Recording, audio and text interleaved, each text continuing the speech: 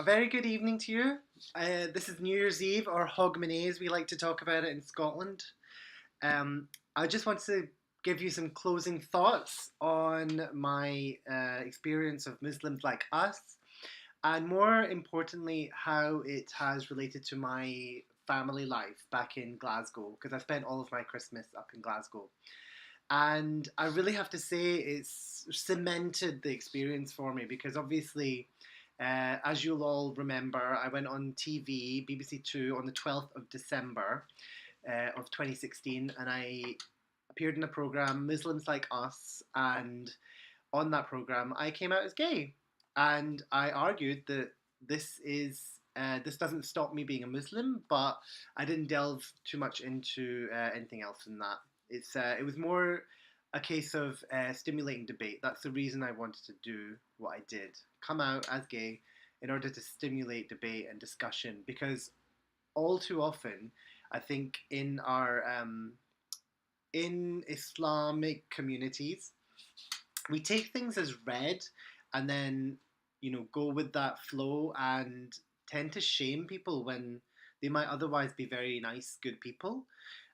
So my specific aim was to promote discussion and debate and lead with a positive, really.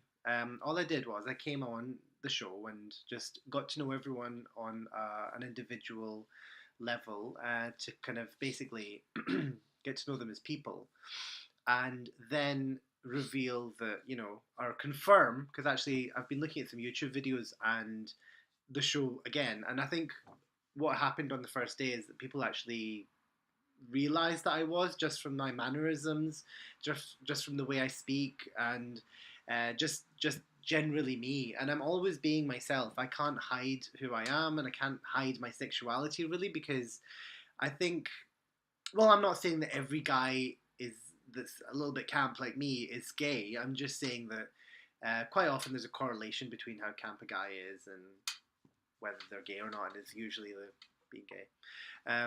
So yeah, I was flaming, and people picked up on it. They're like, "Really, Queen? You're you are on this show coming out as a gay man?" In a way, I did, and I'm really, really, really glad that I did. It's been such a cathartic experience. Being home with my parents was testing, challenging. I won't delve into the details because obviously they're not here to kind of give their side of the story and whatnot. But what I can say is that it was obviously quite difficult for them to see that. In fact, there were some tears, sadly, and there were some challenging conversations at home, and it's just me and my parents. And to be honest, they weren't weren't 100% pleased. But what they did was they they started to talk a bit more, and I showed them a video reaction to Muslims Like Us by Ali Dava, who is a very knowledgeable Muslim on scripture and things like that, very specific. So I showed them a video of his, and that kind of got them thinking, because it was like that bridge between them being very unsure of whether to accept me for who I am and whether to support me or not, veering towards not accepting, not supporting. But when they saw Ali Dava's video, and I'll probably put a link to it down here, I think it was quite a kind of watershed moment for them, because at least now there was someone that was kind of talking about the gay thing, the gay issue, and how it relates to Islam. Because I cannot say whether it's haram or halal. I am not an Islamic scholar. I'm not an alim. I have no right to say whether it's right or wrong. I can't. Sorry, I just can't. But what I can say is that I am gay. People are gay, and they can't change it. It's something that's in their fitra. It's in their nature. It's something they're born with, or it's something that happens before they can change who they are. So in Islam, we have such a thing as fitra, which is everything. I call it a story. That's how I think of the fitra. It's nature. It's everything written into you, your DNA, but not just your DNA, it's your nurture as well. So it's everything that's written into you as a human being before you're born, and then for a short while after you're born, before you're able to consciously make decisions on your own, in your own speed and under your own authority. And for different people, that ability to make their own decisions comes at a different stage to every individual. It's not always at a certain age for every individual. You can't say your fitra is completely written by the age of 18, for example. But that's, for example, 18 is a number we use, an age that we use in the UK, for example, to denote when someone has completed their journey through to adulthood, and it's a similar sort of idea. It's when you've reached adulthood. It's when you're no longer. It's when you start to become responsible for your actions, I suppose. So being gay is definitely something that gets written into your fitra. I mean, it's just not. It's not even just being gay. It's really about who you're going to be attracted to, sexually, or emotionally as well. It's not all about sex. That's the thing. It's just something within your thinking. You come of age and you find someone attractive, and there's nothing you can really do to it. You can't train yourself to find someone attractive that you don't. You can't train your brain to become. I can't train my brain to become straight. I can't train my brain to make me attracted to women. I've never ever in my whole life looked at a woman and thought, yeah, I want to do that woman. It's just never happened. That's the God's honest truth. It's not like that for guys. I definitely look at a guy and I think, yeah, it just happens. It's just nature. It's my nature, and I can't change it. So why should I? Why should I lie about it? Why shouldn't I be honest about it? So I think that they were starting to come to that realization this Christmas that this is not something that can easily be changed with coercion or just by getting me married. And that was the most crucial thing, because we could have lived quite happily without discussing the gay thing for my whole life, I think, without the pressure. It's only when they added the pressure of me getting married to someone, that's when it started to be like, okay, you don't value me as a human being that's unmarried, so I can't offer you that, that marriage thing. I can't offer you that without hurting people in the process. If I get married to a girl and I don't give her what she needs, the love, just me being attracted to her, what that entails, the kind of attention, she's going to be unhappy, first of all. I know she is. It's just nature. Next, we have children. Fine, I could love the children. I would. I would love to have children. And I would probably make it work with the wife. But it would be a big lie. I feel it would just be a big lie, and I don't think that's fair on all parties involved. So I think they came to that realization that pressuring me into marriage is only ever going to make me open up more and go on the BBC, for example, and tell the whole world that I can't get married because I'm gay.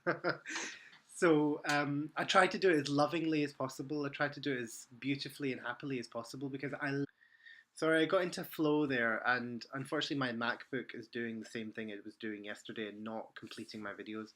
But as I said, I absolutely adore and love my parents to death. They mean the world to me. They really do.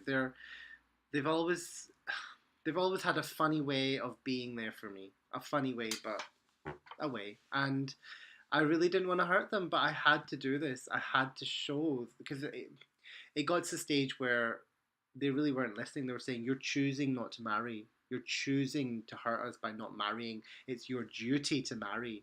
It's, we have to see you married before we die." And oh God, it was just very emotionally difficult for me to handle. So I felt I had to do this. And now, going home, they have basically said, "Look, we're not going to pressure you into marriage anymore."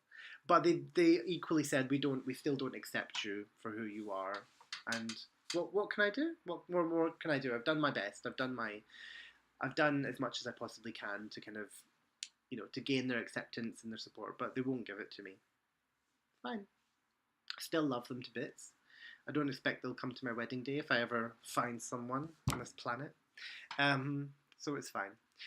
So that's the journey that I've been on, and it's been very cathartic. Like I said, I feel much more free, and I feel like I want to tell a lot more of my story, and I want to get other people's stories and put them on Tartan Mughal TV. So please stay tuned. I know I've been saying that every single video that I've been making. Please do stay tuned because I've got lots of lovely videos to be putting out there.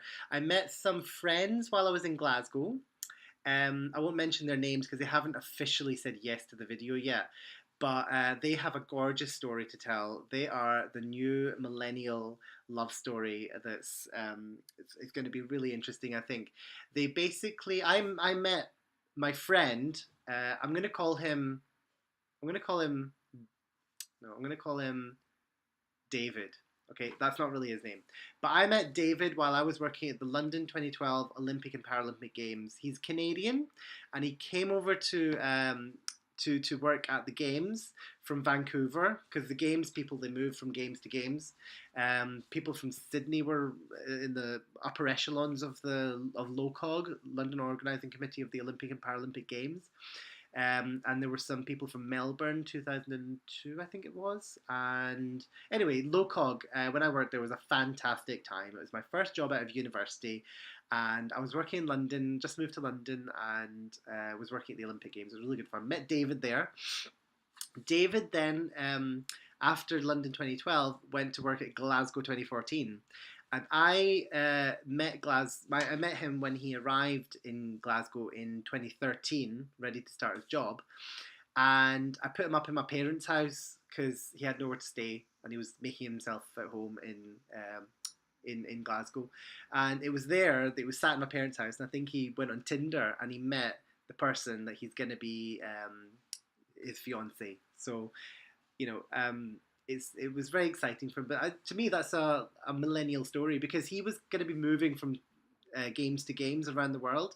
But he said to me, I'll only stop when I find the right place and the right person to stop for. And he did it in Glasgow. And I think that's so cute. So I really wanted to hear their story and put it out there. Because it's an inspirational love story. Do you know what? I haven't got love right now, but I can live vicariously through other people's relationships. Anyway, so I hope you're looking forward to my little videos. I've still got them to edit, so watch this space. Now, I just want to address one thing that's quite serious. It's some of the videos from the other housemates that they've been putting out, and it's been getting quite. I've chosen to ignore most of what has come out after the show from the housemates on their YouTube videos because I find the way they're all talking about each other and talking about the show quite reductive and just a little bit sort of. It's just like it looks like childish bickering.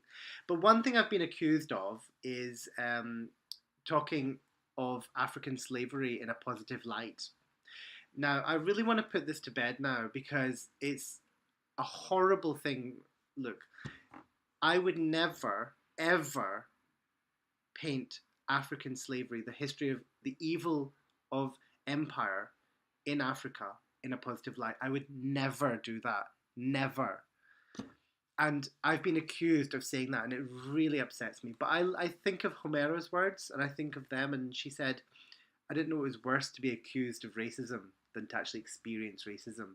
So that's why I didn't really attack the person that's saying this, because being accused of racism is not worse than his journey. So I respect him for, having gone through that journey, talking about it in the show. So I didn't want to take away from that. But I want to say unequivocally, I did not say anything positive about African history, the history of African slavery. Now, thank you for listening to me on that really important thing I wanted to get out there. And now on to the positives. 2016 is nearly going to be over.